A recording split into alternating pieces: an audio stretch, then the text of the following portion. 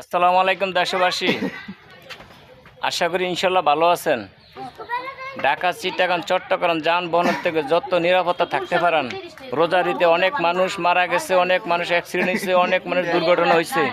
কেউর মা হারা, কেউ ভাই বোন হারা, কেউ অনেক কষ্ট যন্ত্রণা বেদনা নিয়ে আজও বেঁচে আছে। তারা কাঁদের কান্না দুঃখ কষ্ট দেখলে অনেক মানুষের সহ্য হয়, কেউর সহ্য হয় না। তবে দয়া করে আপনারা এই গাড়ি ঘোড়া লঞ্চ থেকে আপনারা যত নিরাপদে সৌসালামতে সাবধানে চড়তে পারেন। আপনার মোটর সাইকেল, বাস, ট্রাক, তারপরে আবার এই যে যাত্রাবাড়ি আপনার ট্রেনের থেকে শুরু করিয়া সব কিছু মিলে আপনারা ভিড়াভিড়ি করবেন না। পরকালে বউ বাচ্চা করে আগে ফাটিয়ে দিবেন, তারা নিরাপদে চলে আসবে। পুরুষ লোকরা থাকলে 2 দিন পরে আসেন, তাও যানজট হবে না, কেউ অস্থিরতা হবেন না, কেউ বেদিশা হবেন না।